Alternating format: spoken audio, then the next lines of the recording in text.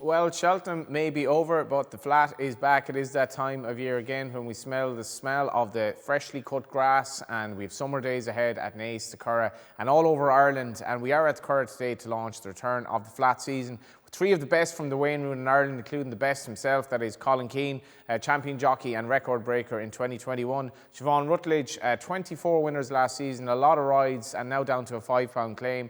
And Ronan Whelan, who rode A Case of You to win the Prix de l'Abbé at Longchamp. And then, Ron, you did remind me that you rode Skitter Scatter to your first Group 1. Yeah, she was a kind of a flag bearer for me.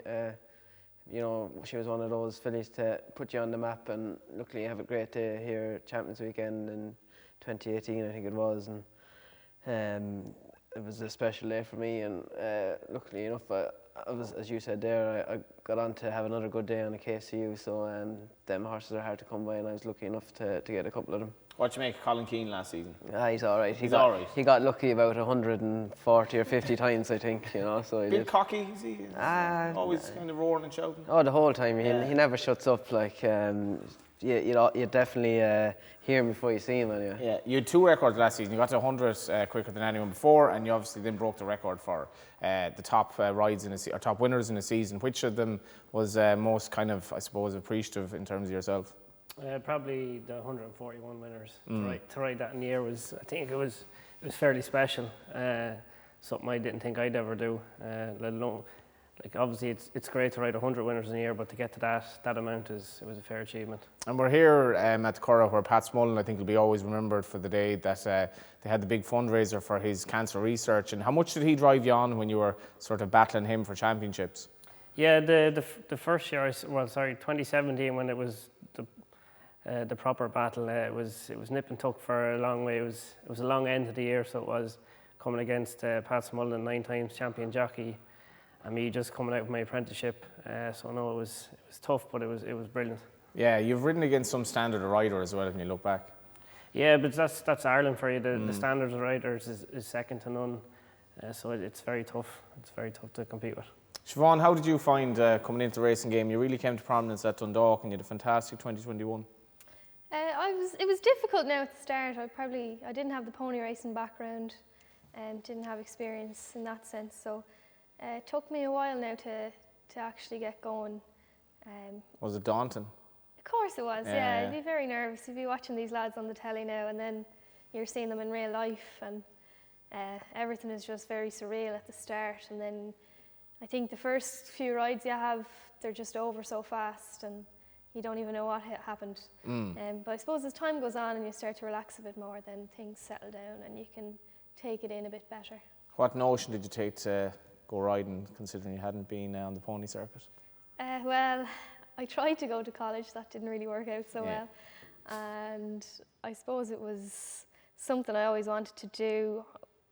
When I was in school, toyed around with the idea of maybe getting an amateur license, but I was just far too light to do that, and I didn't think I was in a position at the time to commit to an apprenticeship.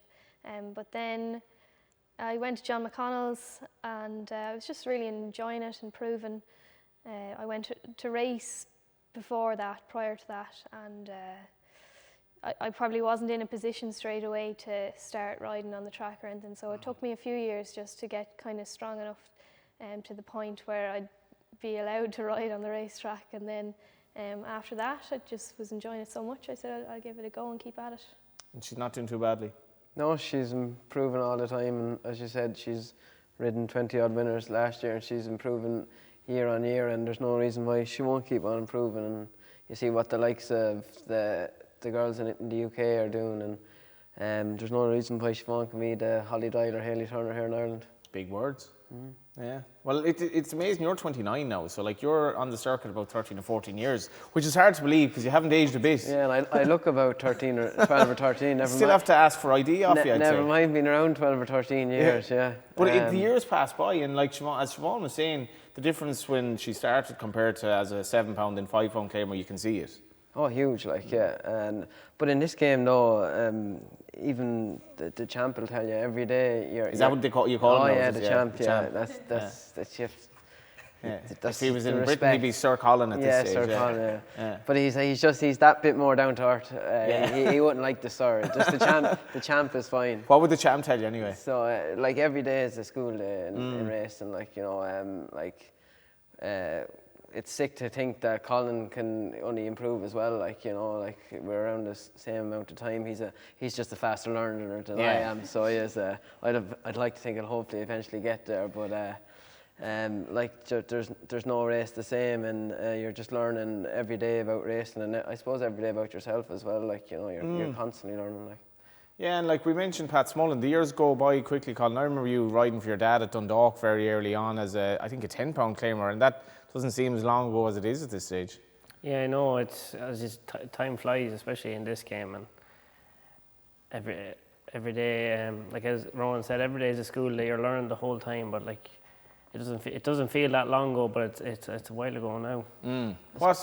Yeah, sorry. In this game, I suppose it's always the next day. Like so, if a horse wins today, the next question is where are they going the next day, and you're constantly looking forward in this game. So like when you've won the day over, it's constantly on to the next. Like. Well, it's like as we saw in Cheltenham as well, Siobhan. Like you rode a winner of a Grade 1, but it's like you're straight onto a ride in the next half an hour, and you just get up and get on with it. Yeah, exactly. And you have to be resilient as well when it goes the other way. You could have a ride in a Grade 1 after getting a bad fall 10 minutes prior to, so I suppose you have to be resilient in that sense. Yeah, we mentioned Cheltenham and Rachel Blackmore as well. In terms of being, a young kind of woman in the sport of racing, how much has she done for, I guess, girls who would like to think that they could be the next Rachel Blackmore or Siobhan Rutledge? Yeah, well, like the figures in the racing academy there have shot up the girls that are in it this year. I think it's more than half females now this year. Wow. Which is like, that's never been the case. I was in there 7 years ago and we had the biggest lot of girls and it was still far less than half. I think there might have been 7 of us or something like that. So like she's really, I suppose, inspiring all these young female riders to give it a go, yeah. And the sport itself, so much in terms of staff, it's like 50-50 basically, men and women, and from the staff right down that look after the horses every day. To me, it strikes me as a sport where it doesn't matter who you are, really. Yeah, exactly. Like we probably have more females now in our yard than we do lads riding out, and yeah, it is 50-50 in that sense, but it's just interesting to see which ones go on and try and give it a go on the track. And a lot of them that are good enough, they don't for whatever reason, but that's not because they wouldn't be able to, I'm just looking at your figures, you had 381 rides in 2021. It's an incredible amount, and 24 winners as well, so you're gaining experience all the time. Yeah, like I suppose at the start I was thinking I'd love to get a ride and see how I get on. It was a novelty, and then it was only a few months ago I had a full book of rides in Dundalk, which is something that I could never imagine happening. I did have a winner actually, yeah, I did actually, yeah, I know, yeah. But that would be the equivalent of maybe like 8 or 9 weeks when I started out of rides. So it just happens so fast, I suppose, when it does go well. But you just have to improve when you're getting the chances, I suppose, the opportunities, yeah. Dundalk as well is such a useful way for the likes of Siobhan and you back in the day to hone your skills and kind of get used to race riding, I suppose. Yeah, definitely. I suppose during the winter, maybe a lot of the senior jockeys would go away, used to go away. Maybe not so much nowadays, they kind of seem to be staying around, but it gives the apprentices a chance to learn their trade over the winter. Yeah, how would you sum up your 2021 in terms of the figures were great? How is it in terms of, I guess, like racing was kind of coming through the pandemic as well, and it was great for you to have something to concentrate on? Yeah, no, we were very lucky that we were able to keep racing through the whole thing. Jennifer Pugh done a brilliant job keeping the whole show on the road for us. And what way do I put it? Is probably won't be able to do it ever again. So will it ever get better than that? I'll tell you after this year. Well, that's the aspiration. It has to be. You have to have that hunger to do better again. Well, that's it. Yeah, I tried to set out each year to beat last year's tally, so we'll have to wait and see. It's a fairly big ambition for him. Well, he proved it. Sure, he proved he could get 141. So why can't you not get 142? Like so. If you were to say it was your kind of Group 100 hell victory in that ride, like was that the ride where literally everything went right for you and it was kind of exactly as you planned it would happen here? Yeah, I got a great kick out of that now, because with each run he had got closer to Broome, and the previous run I thought he should have beat him. I thought I got there too soon.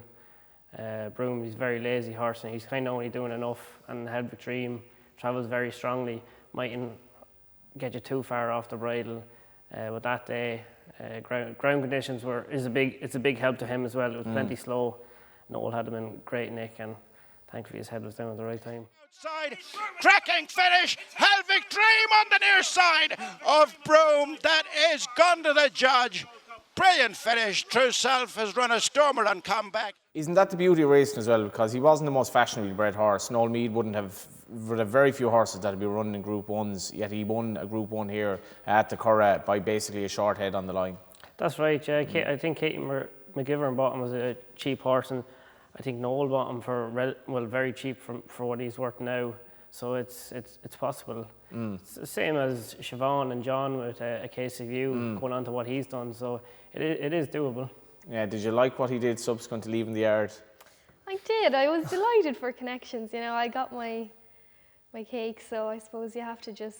It's something that that'll never happen. You know, again, the money that was paid for the horse, and just the way it happened, it was like a fairy tale. And I suppose you just have to be grateful that you're able to be involved in something like that. I'm trying to think back now.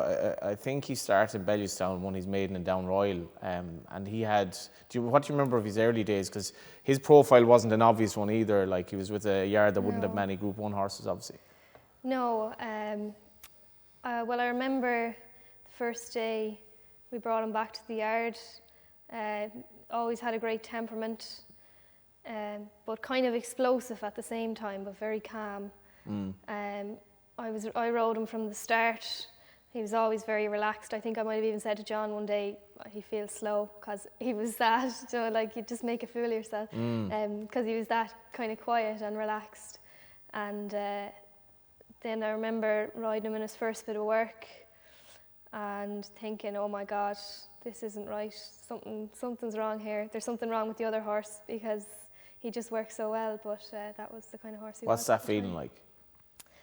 I just smiling. You just smile to yourself and think, oh my God, something's... And the fact you own a bit of it. Yeah. Well, no, there's no evidence of that. There's no evidence of that. Yeah, can we edit that out, please? What was the feeling like then to ride him in Group 1 and win? Again, for like Aidan McGuinness, one of the most popular lads in the race. Yeah, sure. And it's fairy tale stuff, really. Like, you know, at the end of the year as well. Like, and did you know you'd won? It always favours you when you're hitting the line strong. No, I didn't know. I looked up to the screen and seen my number first, but then I seen beside it, it's kind of an interlink. Then I realised, I was like, yeah. And how was your French?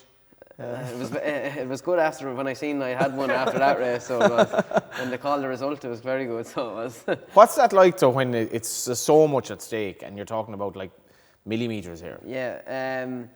It's a mixture of everything: relief, elation. The fact as well, I wouldn't be thinking at the time, but I flew home to finish second here in the Flying Five, and another 100 yards. I think I would have won that day too. Like, I think that's the genius of Edo actually, and Stephen and his team, Ian Brennan. That, like, I'd be honest, I thought it was just dropping them back to 5, like in a Group 1 was.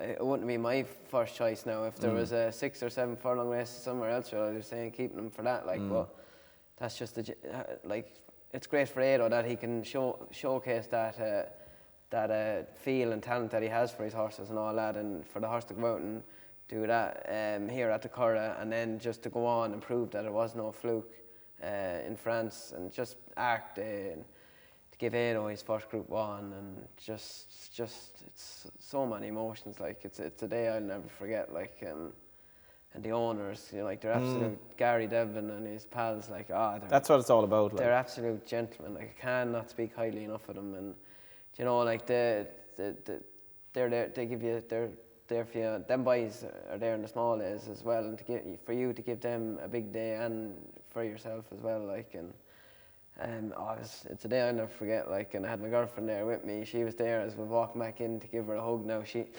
still with you since? Yeah, she's a saint now. I actually, she's she's done practical in psychology now. All she's left to do is theory after being going out with me for 2 She'll years. be here for the second half of the show.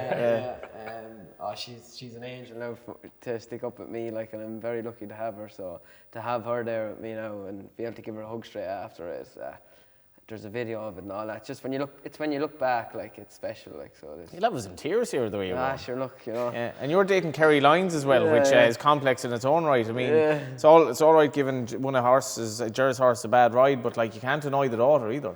No, I can't deny the daughter. You have to keep everyone happy. Yeah, but like it's something that's not spoken about. Like the partner in a relationship of a sports person has an awfully important role to play, and it just happens that Kerry is then like part of the yard as well, and obviously part of the team.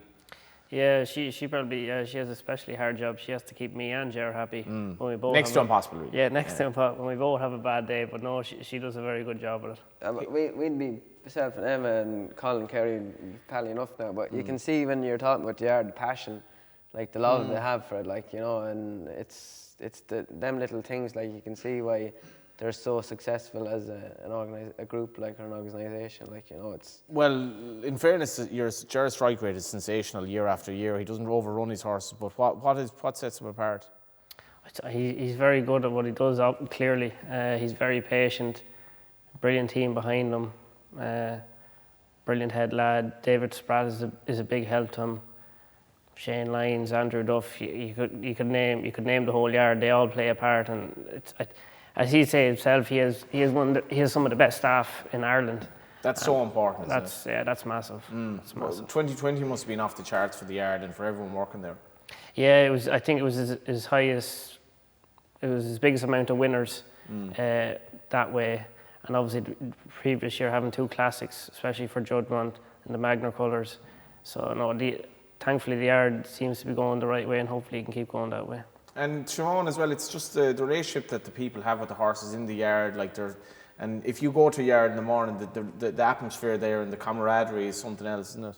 It is, yeah. It's nice. Like, nobody gets into this job unless they do have a love for horses at the start anyway. So it's nice to see that come out in everyone every day, especially it might be just getting on with the mundane of it, and then you might just see someone having a moment, I suppose, with a horse, and it's nice because it just reminds you that that's why we're all here at the end of the day. It's why everyone works with horses. You know. What was your favourite of your 34 winners in 2021? I have 2. I have the Mochalad in Galway. I don't really have group winners like Colin, Not yet, yeah. or Ron. Yeah. But he's a couple of group ones as well. Yeah, he does. Yeah. Thanks to me. But no, I'll stick to the 45 to 65. Yeah, well, I had Mochalad in Galway there. Like, just the journey that the horse had been on. You know, he'd been in John's over a year. The Galaxy Racing Syndicate are so heavily involved in the training process of the horses, and they pick the races, and they have such a love for their horses. That was their first horse that got them going, and it was his last chance, you know, and he was a big price, and he won, so we could retire him then. And that was just surreal. The plan had gone the right way, and so often it doesn't. But that was a nice day. And then Bellewstown is our local track, and that's where I had the 30th winner to ride out my £7 claim, and the racing had been open back to the public, so just so happened that everyone I knew was there, and that was great as well. You know, everyone was shouting for us. And What advice would you have for her to improve? I think like her riding style has endeared her to a lot of punters, how horses run for her and settle for her. I wouldn't change too much. I'd keep doing what she's doing. She, as Ronan said earlier, she's improved from year to year, and I think she's going to keep going that way, so I'd keep doing what she's doing. And it's great to see that progress as well from a young rider. Yeah, definitely. Like, especially, I'm sure people are working closely with her. Like, it gives, you mightn't think it, but it gives them, the people around you, as big a kick as it does almost for yourself. Like, to watch you grow and all that. Like, so there's a lot to be said for it, and it's, I suppose, enjoy the journey. Like, you know, that's something I hands up. I probably fell foul of now a good bit. I kind of didn't really enjoy it as much as I should have been. Like, Well, actually, we mentioned the late Pat's won a lot today, but he did speak about that it does fly by, and you have to be cognizant of what you're doing as well. Could you just reflect on what you're saying there? And that was it like a day-to-day thing, or you were just too hungry for it, or? Yeah, nearly. Yeah, I wanted it too much almost, and then when I used to probably get a bit. I got too high and then too low. Like there was no real balance. Like if you watch Colin, like he's day in day out, he's the same. Like he's I think that's very important in our game, in our line of work, especially because we're so constant as well. Like you were saying earlier about you might be riding in a grade 1 now, and then you might get a fall, and it's off to the next race a half an hour earlier. Like you're racing today, you might have had a bad day today, and you still have to go to work the next day and do it all over again. Like I suppose we're a unique sports people. Like whereas we have to perform day in day out. Like, and I think. Like to say the best make the least mistakes, so I think consistency is key. Like and Are you better at dealing with mistakes now than you would have been? Getting there, I think. Some colleagues might say different now, but what's a mistake though? Is it traffic or getting there too soon, or is it just could be anything? But it could be anything, exactly. That's why every day is a learning day, because you learn different traits about the different horses. Like you might ride a horse that is quirky, and then you might get up on one in X amount of time, and it'll remind you of that time before. And unless you've went through it, the experience before, you can't relate it to the present one. Like so, it's just literally like you're trying to learn from every day, and try not, I suppose as well, like not being too hard on yourself either. Like once you've went out and gave it your best, sure, that's all you can do, and take what you can from it, and learn from the previous experience, and try put it to best use the next time. And the quality of riders at the moment, young riders coming through, Colin, a couple of leading trainers, possibly even Ger Lyons, have said it's as good a generation as he's seen. Yeah, it seems to be, and I'm going to say 9 out of 10 of them have done pony racing. They've all seemed to come from the pony racing ranks. So when they start riding, then they don't actually look like inexperienced jockeys per se, like. No, yeah, exactly. That's how much the pony racing stands to them, I suppose. They don't stand out at all. You see a lot of like a lot of the younger lads have ridden Group 1 winners. Like say 10 or 20 years ago, usually 9 times out of 10 you'd never see really an apprentice, or like you'd Joey Sheridan, Shane Cross riding Group 1 winners. Like that was kind of at that age. You used to see it, I think, a bit on the jumps. You'd see Grade 1 winners, like coming through. You might get the few of them, but on the flat it was a real rarity. Whereas now there's a lot of lads coming through, like, and I think they're a lot more educated. And I think social media as well has brought that thing.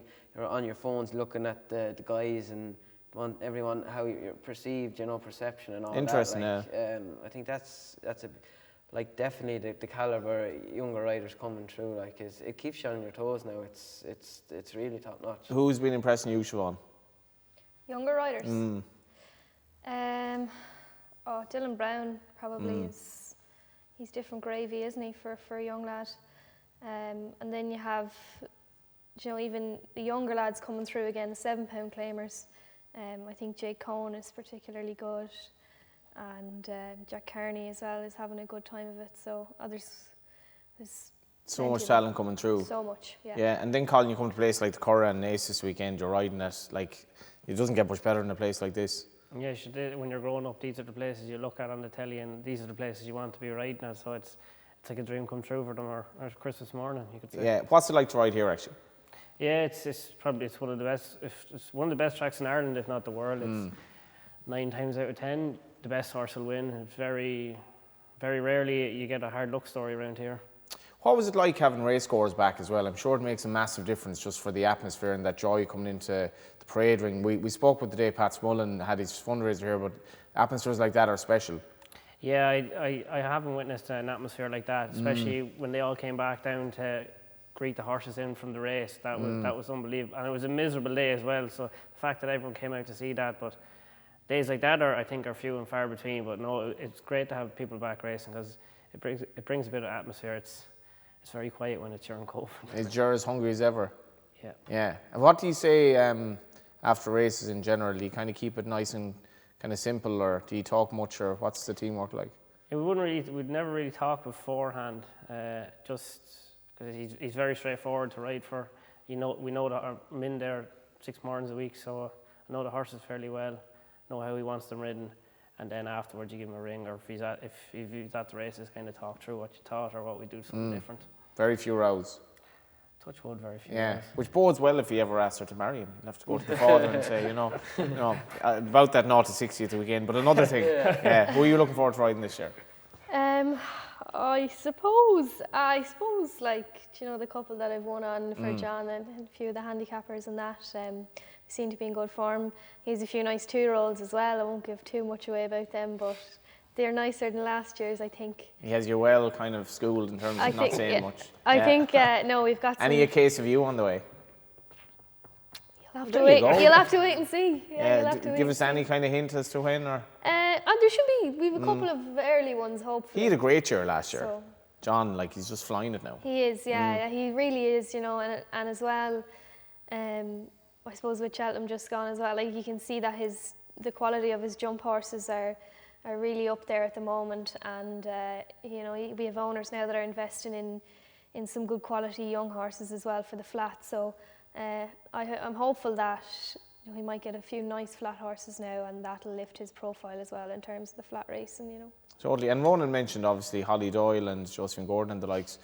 Do you want to become that kind of leading, and I don't even want to say female rider necessarily, but is that your aspiration to become a professional rider in this country and ride a lot of winners and be up there kind of challenging for championships down the line? I mean, I suppose that's everyone's kind of goal, but it's just so far ahead, it's hard to, you know, even imagine that. So I think if I just look at the two lads getting beside down to 3 me pounds, just try and be more like them, and get down to 3 pounds will be the next thing, which even still is a good bit away. But I'll just try and keep learning, you know, every day and improving, and that's all that I can focus on at the moment, I suppose. And get a ride in big races. I'd love a Premier Handicap this summer. Yeah, I was second in a few last year. A couple of the lads younger than me now have had the Premier Handicap winners and that, so I'd love to get a Premier Handicap winner this year, yeah. And if you can remember long enough back, what was the first race, like very early in your career, that you can remember thinking, wow, this is pretty big? I don't know really. I remember maybe when Kevin was suspended riding for the boss, that maybe he might have... You still call Jim the boss? Yeah. Jim Bulger, that is. Yeah.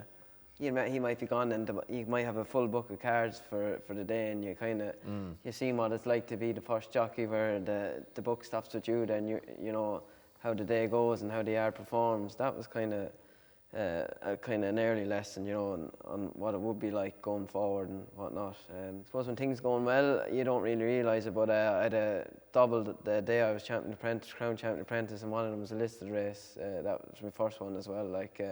Probably didn't appreciate it enough at the time. As I said, when things are going well, it just seems to flow. Like, but looking back, to get a listed race or a stakes race so early on was important, and all these little things lead to another, and thankfully enough, most of them have clicked and have kept the progression going. You know. You have indeed, and the other two guys are obviously attached to a yard. You're freelance like myself.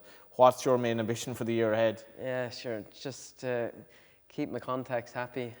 Michael Halford's a main employer of mine as well. Like, so he's been very good to me down through the years. I'd love to maybe get on a good horse for him. I'd get a great kick out of that now if we could have a good day with him, and Andy Oliver, Jack Davison. I've a lot of lads that are very good to me and very loyal to me. So just keeping them happy and keeping the contacts going, as you know, as a freelance, is important. Yeah, I think Ronan's making a better fist of it than me. What's your main aspiration for the year, Siobhan? I suppose, like Ronan mentioned, just consistency. I suppose maintain some sort of a level of consistency and try and minimise the amount of mistakes you're making, and obviously learn, you know, every day, learn something new and improve, and just try and be better than last year, I suppose. Simple things like. And ride winners as well. Have you ridden many winners at Naas or the Curragh? Have I ridden many? No, I've never had a winner in the Curragh, and no, I've never had a winner in Naas either. But they're the sort of tracks that you'd love to be. You'd love to be riding winners at. A bit of quality about them, isn't there? And that's the thing as well, Ireland has such a variety of racetracks compared to if you go to the States, whatever, Naas, stiff finish, and obviously quite a different place to here, left-handed, right-handed. Yeah, exactly. Naas is, as you say, stay finish here in the Curragh, very long straight. You can get going if you're on the round, get going off the hill, and it's a long way up the straight as well. But no, two very good tracks so there. Right, what's your ambition for the year ahead? If I could get close to last year, I'd be happy enough. Because it's not, you have to kind of enjoy it, I guess, but you have to also, last year's dinner isn't much good to me now, I guess. Like. Well, I suppose that's it. Well, last year, I suppose we took it every day as it came, and before we knew it, we kind of were where we were. So I'll try and go out with that same frame of mind and see where it gets us, I think. And in recent times, the amount of Group 1 rides that you've had, does that give you a real sort of thirst for more? Yeah, you love riding in the good races against the best jockeys on the best horses. That's what you want to be doing. So hopefully we'll have a few more opportunities to be doing that this year. What track outside of Ireland actually gave you the most buzz to ride it? Probably Kentucky, riding Curragh. Different experience? Different experience.